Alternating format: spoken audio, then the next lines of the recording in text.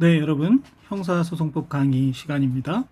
오늘은 제6장 수사의 종결에 대해서 살펴보도록 하겠습니다. 아래에 그동안의 제1장부터 제5장까지의 목차를 적어 보았습니다. 1장에서는 형사소송법 일반론, 2장에서는 수사의 의의와 수사기관 및 피의자, 변호인 등에 대해서 살펴봤습니다. 제3장에서는 수사의 단서에 대해서 공부했고요. 제4장에서는 임의수사에 대해서 살펴봤습니다.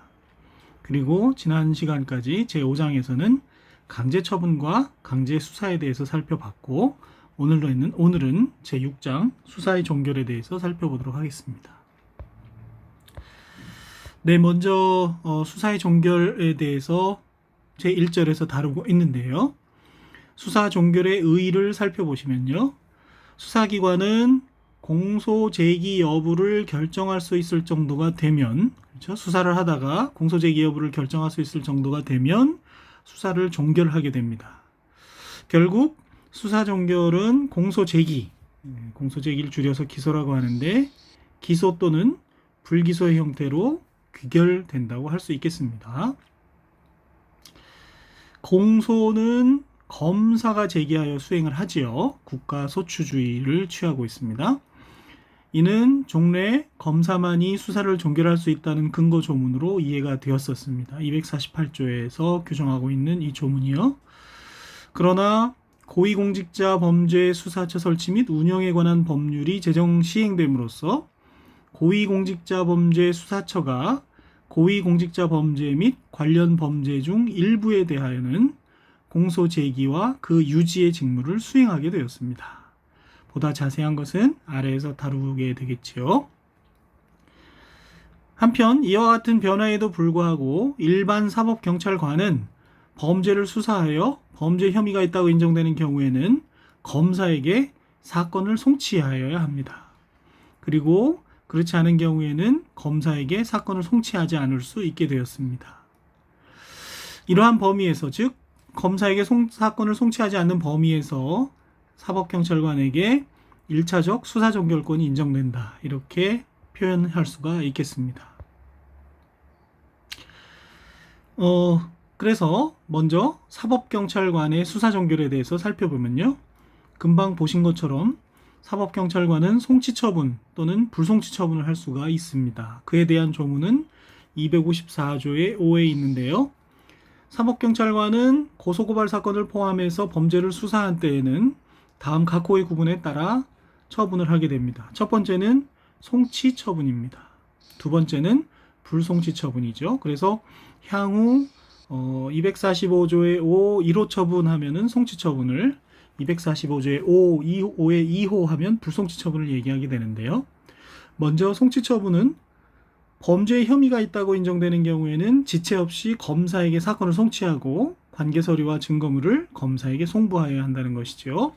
그 밖의 경우라는 것은 범죄 혐의가 없다고 사료되는 경우를 포함하겠죠. 포함해서 송치할 이유가 없다고 하는 경우에는 그 이유를 명시한 서면과 함께 관계 서류와 증거물을 지체 없이 검사에게 송부하여야 합니다. 사건을 송치하지는 않지만 관계 서류와 증거물을 검사에게 송부하기는 하는 것이죠. 자, 이 처분 중에서 1호의 송치 처분에 대하여 검사는 사법경찰관에게 보완 수사를 요구할 수 있고요. 송치를 했지만 이것이 보완이 필요하다. 보완 수사를 요구할 수 있고, 사법경찰관은 이러한 보완 수사 요구에 대하여 정당한 이유가 없는 한 지체 없이 보완 수사를 하고 그 결과를 검사에게 통보해야 합니다. 한편 2호의 불송치 처분에 대해서는 검사는 불송치 처분이 위법 또는 부당하다고 판단되는 때에는 재수사를 요청할 수 있습니다. 그리고 사법경찰관은 재수사를 하여야 하는 것이죠. 이와 같은 방법으로 사법경찰관에 대해서 검사의 수사 통제가 이루어지고 있다고 볼 수 있겠습니다. 통제라는 표현이 적절할지 모르겠습니다만은. 그리고 또한 불송치 처분의 경우에 사법경찰관은 불송치 처분한 이유를 명시한 서면과 함께 관계 서류와 증거물을 검사에게 송부를 해야 된다 그랬지 않습니까? 송부를 하고 그날로부터 7일 내에 고소인, 고발인, 피해자 또는 그 법정 대리인, 피해자가 사망한 경우에는 그 그 배우자나 직계친족 형제자매를 포함하게 되는데 이 사람들에게 서면으로 사건을 검사에게 송치하지 않은 취지, 불송치한 취지와 이유를 통지해줘야 됩니다. 이에 대해서 불송치 처분에 대해서 고소인 등이 이의 신청을 하게 되면 검사에게 사건을 송치하여야 합니다. 불송치 사건이 고소인 등의 이의 신청에 의해서는 송치를 해야 되는 경우가 생기는 것이죠. 즉 불송치 처분의 통지를 받은 사람은 해당 사법경찰관 소속 관서의 장에게 이의를 신청할 수 있고 이때 사법경찰관은 지체 없이 검사에게 사건을 송치하고 관계 서류와 증거물을 송부하여야 하며 처리 결과 이유를 역시 이의 신청인에게 통지해 주어야 하는 것입니다. 이와 같이 사법경찰관은 송치 또는 죄송합니다. 펜을 좀 바꿔서요. 송치 또는 불송치 처분을 할 수 있고 두 번째로는 즉결 심판을 청구할 수도 있겠습니다. 그래서 20만 원 이하의 벌금, 구류 또는 과료에 처할 경미한 사건의 경우에는 즉결 심판에 관한 절차법에 따라서 검사에게 사건을 송치하지 않고 바로 경찰서장이 직접 즉결 심판을 청구할 수도 있지요. 즉결 심판에 대해서는 뒤에 특별 절차 부분에서 다시 한번 자세하게 다루게 되겠습니다.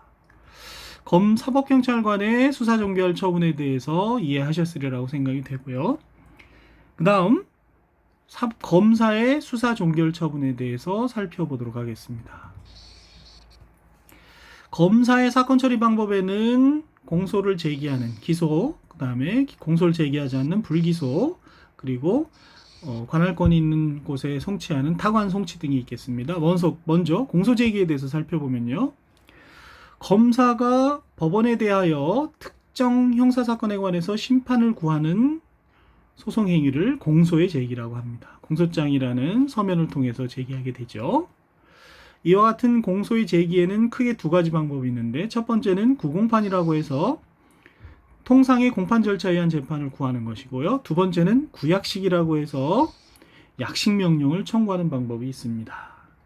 약식명령에 대해서는 역시 직결심판과 더불어서 특별 절차라는 제목으로 15장에서 자세히 다루게 되겠습니다. 그래서 약식명령에 대해서 좀 더 설명을 드리면 지방법원은 그 관할에 속한 사건에 대하여 검사의 청구가 있는 때에는 공판 절차 없이 약식명령으로, 약식 절차에 의해서는 결국 약식명령이 발령이 되는데 법원이 약식명령으로 피고인을 벌금, 과료 또는 몰수에 처할 수 있습니다. 대상 사건이 벌금, 과료, 몰수에 대한 것이죠. 그리고 이와 같은 검사의 약식명령 청구는 공소 제기와 동시에 약식명령 청구서라는 서면으로 하여하도록 하고 있습니다. 이와 같이 검사의 공소 제기에는 크게 두 가지 방법이 있다는 것을 이해하셔야 되겠고요. 그 다음 기소를 하지 않는 불기소 처분이 있겠습니다. 공소를 제기하지 않는 불기소 처분에는 혐의 없음, 죄가 안됨, 공소권 없음, 각하, 기소유예, 기소중지, 참고인 중지 등의 종류가 있습니다. 이 중에서 처음부터 적법한 공소를 제기할 수 없는 경우에 하는 것이 혐의 없음, 혐의가 없으니까 공소를 제기할 수가 없죠.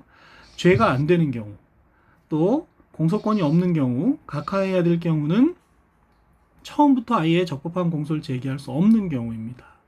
그래서 이런 경우를 보통 협의의 불기소 처분이라고 부르고 있습니다.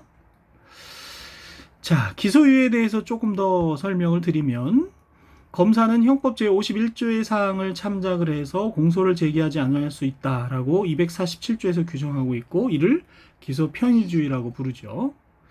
이런 경우는 혐의가 충분히 있습니다. 그리고 소송 조건도 갖추고 있는 등 공소를 제기함에 별다른 법률적 장애가 없음에도 불구하고 공소를 제기하지 않는 것이고 이것을 갖다가 기소유예라고 부르는 것이죠. 그리고 이처럼 혐의가 있음에도 불구하고 기소유예할 수 없는 제도를 기소편의주의라고 부르고요. 이에 비해서 일정한 외국의 경우, 일정한 경우 반드시 공소를 제기해야 하는 기소법정주의를 취하고 있는 나라도 있는데 그것과 대비되는 것이죠. 그래서 기소편의주의는 공소를 제기함에 별다른 장애가 없음에도 불구하고 형법 51조의 사항을 참작을 해서 기소를 하지 않는 검사의 재량을 말한다. 이렇게 설명할 수 있겠습니다. 아래 판례는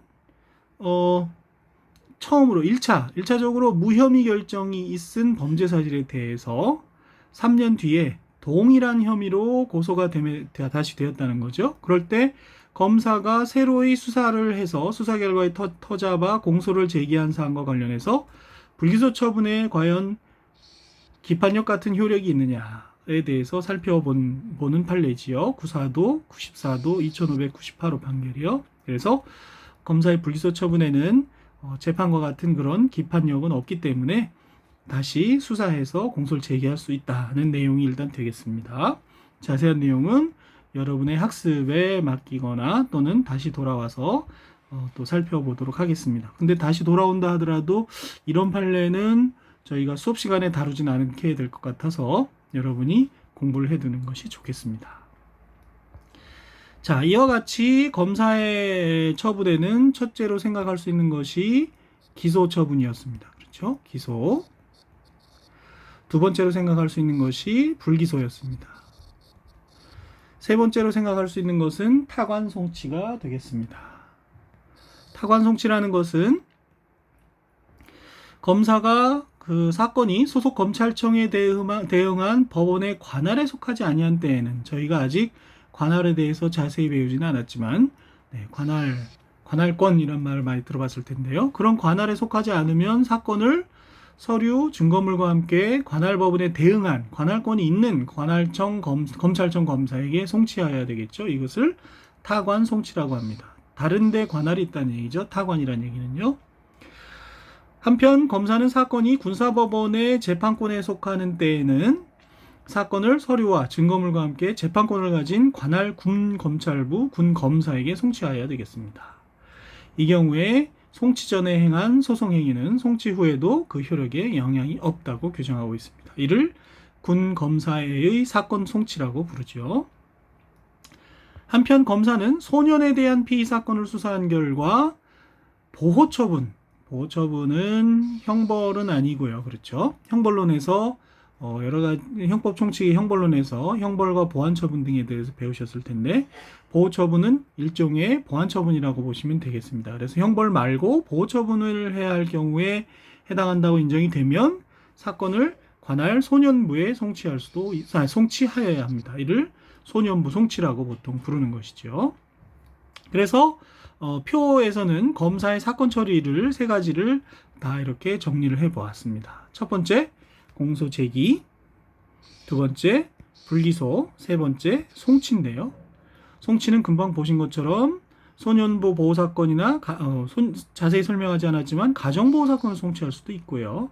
또 성매매 보호사건 등으로 송치할 수도 있습니다. 그리고 관할권이 있는 곳으로 이송하거나 군사법원에게 송치할 수도 있지요. 이걸 송치라고 하고 다시 표의 위로 올라가서 공소제기에는 크게 두 가지 방법이 있다고 했습니다. 공판을 정식 통상의 재판에 회부하는 구공판, 약식명령을 청구하는 구약식이 있습니다. 그리고 구공판을 청구할 때는 구속상태나 불구속상태에서 다 될 수 있겠지만 구약식을 할 때는 벌금, 과료, 몰수에 처하는 거기 때문에 구속상태로 약식명령을 청구할 수는 없고 구약식을 청구하게 되면 구속피의자는 석방되게 되겠습니다. 그 다음 불기소에 대해서 동그라미 1번부터 동그라미 8번까지 쭉 적어 놓았는데요. 8번과 같은 공소보류는 이 기소유예와 유사한 제도로서 국가보안법에서 인정되는 그런 제도이고요. 위에 강의안에 각 주에서 써놓은 바가 있습니다. 그리고 어떤 경우에 공소권 없음, 죄가 안 됨, 혐의 없음, 기소유예, 각하, 기소중지, 참고인 중지를 하는지 괄호 속의 내용을 살펴보시면 조금 더 자세히 알 수 있겠고요. 동그라미 1번에 공소권 없음, 2번에 죄가 안 됨, 혐의 없음, 그리고 5번에 각하는 처음부터 공소를 제기할 수 없는 경우이기 때문에 이것을 협의의 불기소 처분이라고 한다라는 것도 위에서 살펴본 바와 같습니다. 자, 계속해서 수사의 종결에 대해서 살펴보면요. 검사의 수사 종결을 지금 살펴보고 있는 거죠. 검사가 어떤 처분을 한 다음에 통지 의무를 규정하고 있는데 검사는 고소 또는 고발 있는 사건에 관하여 공소를 제기하거나 제기하지 아니하는 처분, 기소 또는 불기소죠. 또는 공소의 취소, 256조에 의한 송치를 한 때에는 그 처분을 한 날로부터 7일 이내에 서면으로 고소인이나 고발인에게 그러한 뜻을 통지해 줘야 되겠습니다. 그리고 불기소를 하거나 256조에서 송치한 경우에는, 송치 처분한 경우에는 피의자에게도 불기소되었다, 송치되었다는 취지를 통지해 주어야 하는 것이죠. 한편 검사는 고소 또는 고발 있는 사건에 관해서 공소를 제기하지 않는 처분한 경우에, 고소고발 사건에 대한 불기소 처분의 경우에 고소인 또는 고발인의 청구에 따라서 7일 이내에 고소인 고발인에게 그 이유를, 불기소한 이유를 설명을 해 주어야 합니다. 이것을 공소 부제기 이유 고지라고 부르는 것이죠. 그리고 검사는 범죄로 인한 피해자 또는 그 법정 대리인, 만약에 피해자가 사망한 경우에는 배우자나 직계 친족, 형제자매를 포함하는데, 이런 사람의 신청이 있는 때에는 공소제기 여부, 공판의 일시와 장소, 재판의 결과, 피의자, 피고인이 구속되었는지 석방되었는지 등 구금에 관한 사실을 신속하게 알려줘야 될 의무도 있습니다. 이것을 검사의 처분 후 통지 의무라고 해서 정리해 볼 수가 있겠습니다. 자, 여기까지 검사의 수사 종결 처분, 기소, 불기소, 송치, 그리고 처분 후의 통지 의무에 대해서 살펴봤고요. 고위공직자범죄수사처가 출범하면서 고위공직자범죄처의 수사 종결에 대해서도 이제 살펴봐야 되겠습니다. 고위공직자범죄수사처의 수사 종결은 크게 기소 대상 사건에 대한 수사 종결과 수사 대상 사건에 대한 수사 종결로 나눠볼 수 있는데요. 수사 대상 사건은 공소의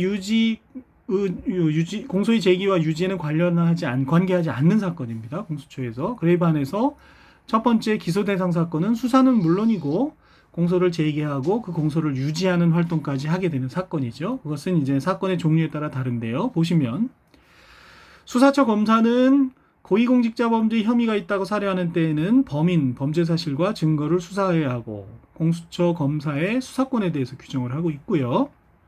자, 지금부터 말하는 이 부분에 대해서는 공소 제기 대상 사건이 됩니다. 대법원장 및 대법관, 검찰총장, 판사 및 검사, 경무관 이상 경찰 공무원에 해당하는 고위공직자나 그 가족의 고위공직자범죄 및 관련 범죄에 관해서는 수사를 종결할 때에 공소제기나 불기소 결정을 하게 되고요. 수사처 검사가 공소를 제기하는 죄송합니다. 고위공직자범죄 등 사건의 제1심 재판은 관할이 서울중앙지방법원 관할로 되어 있습니다. 다만 범죄지, 증거의 소재지, 피고인의 특별한 사정들을 고려해서 수사처 검사는 형사소송법에 따른 관할법원에 공소를 제기할 수 있겠습니다만, 원칙적으로 관할이 서울중앙지방법원의 관할로 되어 있습니다.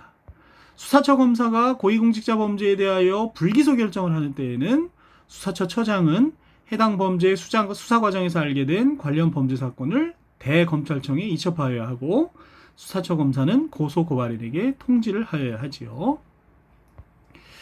고소고발인이 수사처 검사로부터 공소를 제기하지 않는다는 통지를 받은 때에는 서울고등법원에 그 당부에 관해 재정신청을 할 수가 있습니다. 뒤에 검사의 불기소 처분에 대한 불복에서 재정신청을 공부하는데, 마찬가지로 수사처 검사의 불기소 처분에 대해서도 고소고발인이 재정신청을 할 수 있다는 규정입니다.